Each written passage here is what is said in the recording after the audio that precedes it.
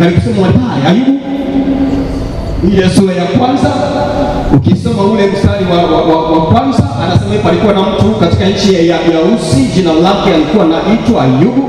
Mtu huyu alikuwa mkamilifu na mwelekevu, ni mmoja aliyemcha Mungu, kuepukana na ovu. Pili, kisha walizaliwa kwake wana 7 ambao vulana 7 na mabinti 3, jumla ngapi? 10. Angalia mali zake. Mali yake aliyonayo ilikuwa ni kondoo 7,000 na ngamia 3,000 na jojo za ng'ombe 500 na punda wake 500 na watu wa nyumbani wengi sana hawahesabiki. Basi hivi mtu huyu alikuwa ni mkuu sana kuliko watu wote wa upande wa nini? Wa mashariki. Shetani huwa ashughulika na watu magoigoi. Shetani anashughulika na watu wenye vitu ndani yao. Shetani huwa ashughuliki na watu ambao ni hoi. Anatafuta watu ambao wako sifati, wanamjua Mungu, wanaofia Mungu, wanasimama mbele za Mungu, wanamshuhudia Mungu. Ndio hao anaowataka. Ayubu, pamoja na zile changamoto alizopitia, jambo la kwanza ambalo Ayubu alifanya katika maisha yake, alishikilia uaminifu wa Mungu. Ukisoma kile kitabu cha Ayubu ile sura ya kwanza na ule mstari wa 20 mpaka 21, unasema hivi. Ayubu ile sura ya kwanza ule mstari wa 20 hadi 21 unasema hivi: ndipo Ayubu akainuka. Kabla hajasema tuanze mstari wa 18 kwa Ayubu akainuka akasema hivi: huyo alipokuwa akaja akasema,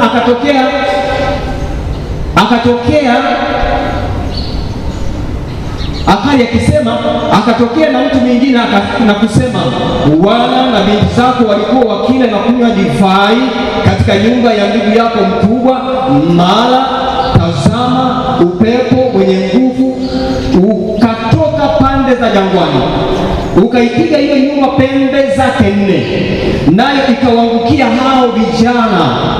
Hao wamekufa na mimi peke yangu nimepona, mimi tu nakuletea habari. 20, ndipo Ayubu akainuka akalilalua joo lake, kisha akanyua kichwa chake, akaanguka chini na kusujudia, akasema, mimi nalitoka tumboni mwa mama yangu uchi, mimi nitarudi tena uko uchi vile vile. Bwana alitoa na Bwana alitoa, jina la Bwana lifanye nini? Bwana Yesu asifiwe sana. Lakini mshawaambia sana, katika mambo hayo yote Ayubu hakufanya dhambi wala akumwazia Mungu. Kwa nini?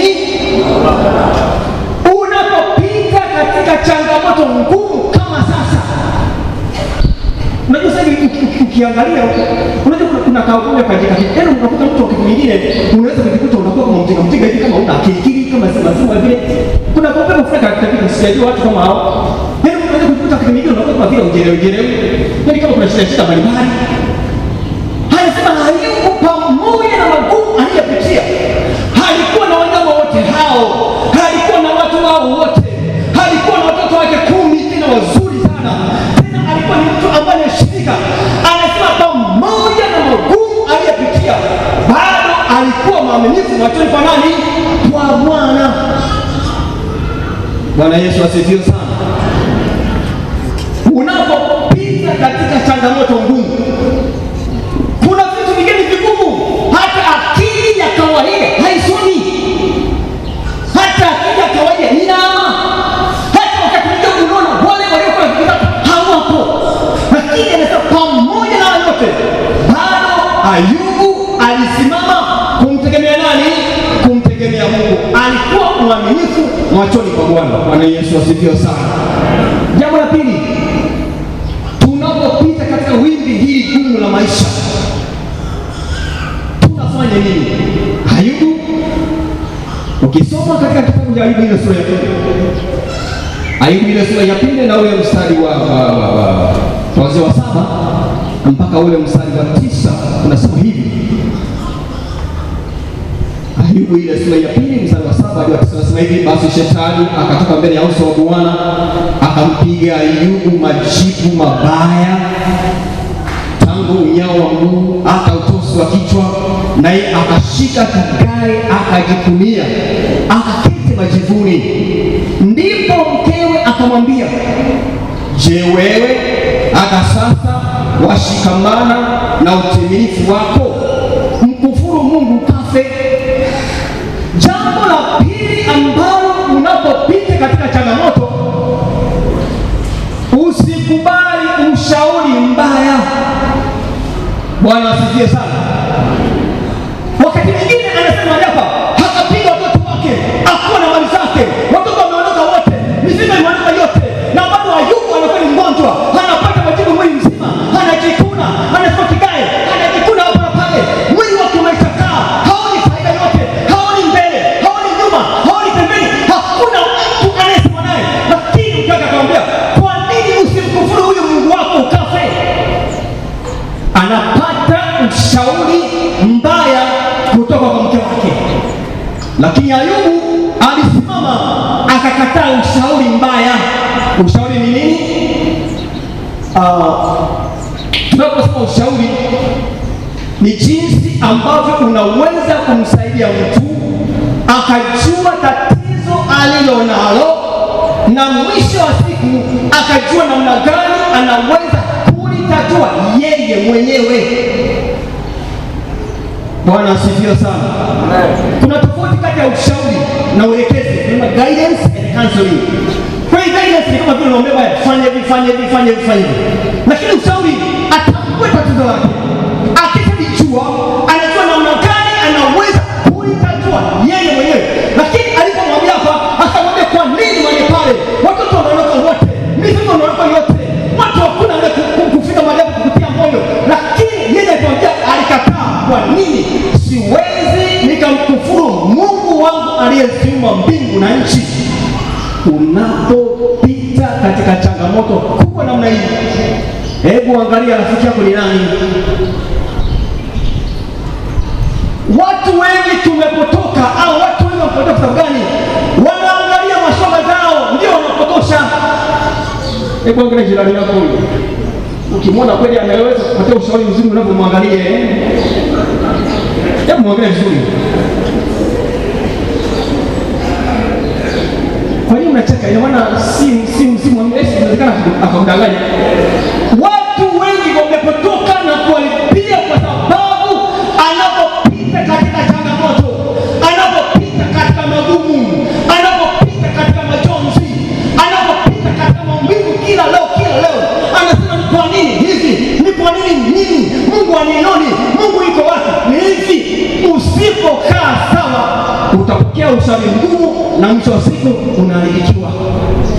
Bwana asifiwe. Jambo la pili, Ayubu alikataa ushauri mbaya wa kumkufuru Mungu wake. Jambo la tatu, tunapopita katika maumivu kama haya tunafanya nini? Jambo la tatu, Ayubu, ukisoma katika kitabu kile cha Ayubu ile sura ya 2 na ule mstari wa 10 anasema hivi. Ayubu ile sura ya 2 na ule mstari wa 10 anasema hivi: lakini yeye akamwambia, wewe wanena kama mmoja wa hao wanawake watu gani? Wapumbavu. Akasema, je, tupate mema mkononi mwa Mungu nasi tusipate mabaya? Akasema hivi, katika mambo hayo yote Ayubu hakufanya dhambi. Kwa nini? Kwa midomo yake. Jambo la tatu, unapopita katika changamoto, vumilia mateso unayopitia. Inaposema mateso maana, vumilia maumivu wale unayopitia. Ni ya muda.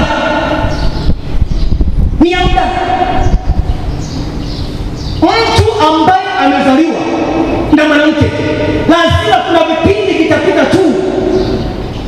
Kuna wakati utalia, kuna wakati utaomboleza, kuna wakati tutakataliwa,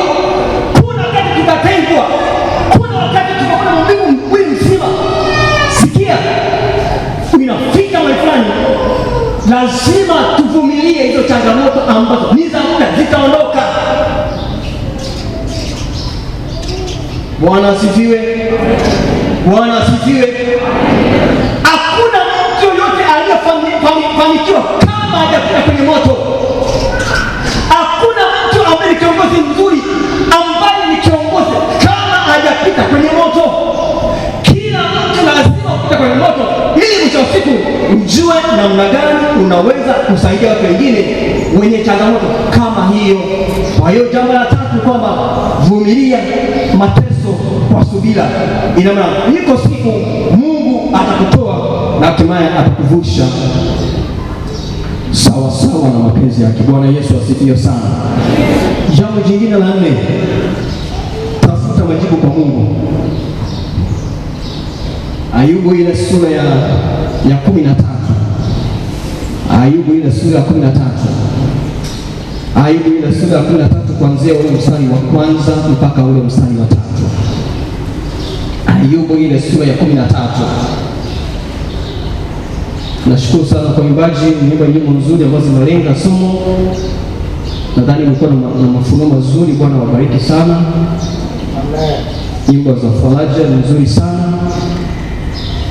Ukiona Ayubu ile sura ya 13 nasema hivi, tazama jicho langu limeyaona haya yote, sikio langu limesikia na kuelewa nayo hayo muyajuayo ninyi, na mimi pia nayajua. Mimi si duni kuliko ninyi, hakika ningenena naye huyo Mwenyezi, nami nataka kuojiana na Mungu. Angalia, hebu angalia. Kuna wakati unaweza kupita katika vipindi vigumu, ni kama unashambulia wewe. Wanakuambia unajua zaidi kuliko wao, lakini kwa sababu wamepewa mdomo, wache waseme. Wacha waseme, wacha kumonge, haina shida. Wacha kuvia, hakuna shida. Wacha kushushu, hakuna shida. Wacha wakwalimu, hakuna shida. Ni kwa nini? Anasema haya mnayosema ninayajua tena kuliko ninyi. Tena anasema haya mnayosema ninayasikia kwa masikio yangu kuliko ninyi. Lakini ninataka nihojiane na Mungu wangu. Niombe Mungu, kwa nini ninapita katika mambo haya? Kusudi ni nini? Anasema kwamba anatafuta majibu ambayo Mungu atamwelekeza namna gani atapita katika changamoto hiyo. Bwana Yesu asifiwe sana. Ukisoma katika kitabu cha Kutoka ile sura ya 10, ukisoma kitabu cha Kutoka ile sura ya 15, angalia Kutoka 15 ule mstari wa 22 hadi 26. Huyu Musa anaongoza wana Israeli na anakumana changamoto kubwa katika maisha yake, lakini anatafuta majibu kwa Mungu, si kwa ndugu yake Haruni. Kutoka 15 ule mstari wa 22 hadi 26 anasema hivi: Musa akaongoza wana Israeli waende mbele kutoka bahari ya Shamu, nao wakatokea katika jangwa la Shuri, wakaenda safari ya siku 3 jangwani wasione maji. Walipofika mahali palipoitwa Mara, hawakupata kunywa yale maji ya Mara, kwa kuwa yalikuwa nini? Machungu. Kwa ajili ya hayo jina lake likaitwa nini? Ndipo watu wakamnung'unikia Musa wakisema, tunywe nini? Naye akafanya nini? Akamlilia Bwana. Bwana akafanya nini? Akamwonyesha mti, naye akautia katika hayo maji yakawa nini? Angalia, anafika mahali fulani anakosa wajibu. Wakati mwingine tunapokuwa tunaongoza watu, tusitumie sana akili. Ni vizuri kutumia akili. Kuna wakati mwingine tumsikie nini Mungu anasema sawa sawa na kusudi lake. Nimefika mahali fulani, wanalia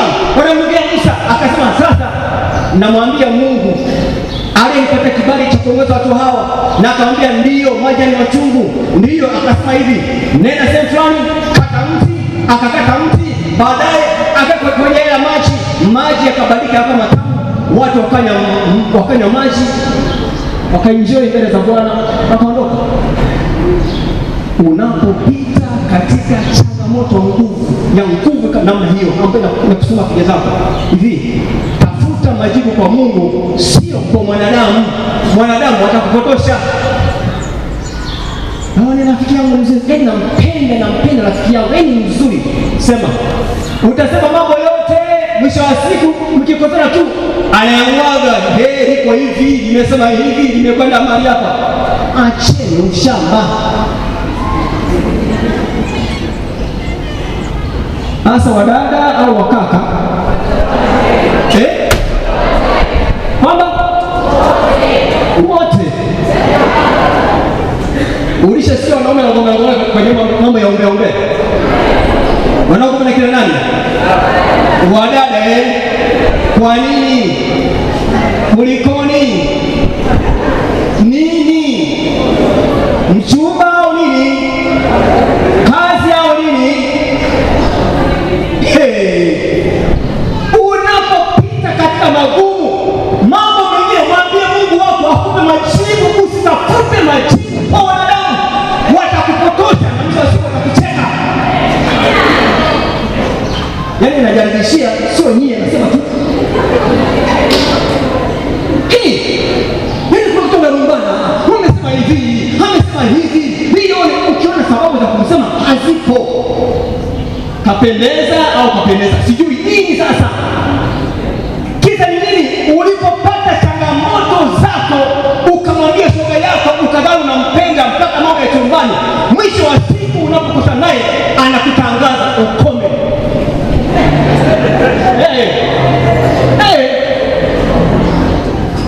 Anafika mahali fulani, Ayubu pamoja na changamoto alitafuta majibu kwa Mungu, sio kwa wanadamu. Bwana asifiwe. La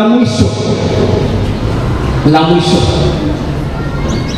ukisoma Ayubu ile sura ya 19, Ayubu ile sura ya 19, anasema hivi, Ayubu 19 ule mstari wa 25, anasema hivi, lakini mimi najua ya kuwa, anamsema nani huyo? Mteteaji wangu yu hai, ya kuwa hatimaye atasimama juu ya nchi, na baada ya ngozi yangu kuharibiwa hivi, lakini pasipokuwa na mwili wangu nitamwona nani? Nitamwona Mungu, nami nitamwona mimi nafsi yangu, na macho yangu yatamtazama, wala si mwingine. Mtima wangu utazimia ndani yangu. Jambo la mwisho mwaliapa, katika tumaini la kimungu. Kaa katika tumaini la kimungu. Kwa nini? Anafika mahali fulani, anaona kwamba hakuna mtu atakayemtetea. Hakuna mtu atakayemtetea. Ndio watu wakile mahali hapa, yakiwa zidi wanakuacha mwenyewe. Hebu sikiliza. Mfano, umefika, si ndio? Wanakuja omboleza siku ya kwanza, ya pili, ya tatu, tutaondoka, si ndio? Lakini kama unategemea tu wao, unakuacha. Ayubu inafika mahali fulani, anatambua ya kuwa mtetezi wake ni Mungu mwenyewe. Hakuna mtu awaye yote. Marafiki zake wamemkimbia, watoto wake wanamngonga. Angalia Ayubu ile sura ya 19. Kwanza mstari wa 10 anasema hivi, watu wa mbali, Ayubu 19:14 anasema hivi, watu wa mbali yangu wamekoma, rafiki zangu wanipendao wamefanya nini? Wamenisahau. Kweli wewe rafiki yangu sana, kwa kufa na kuzikana, tunachanja nini? Damu moja. Haya, rafiki zake wa karibu wamkimbia, tena wamemsahau. Nafsi nyingine wamemwekea kisogo, hawamjui tena. Unacheza na wanadamu. Angalia, wakao nyumbani mwangu na vitakazi vyangu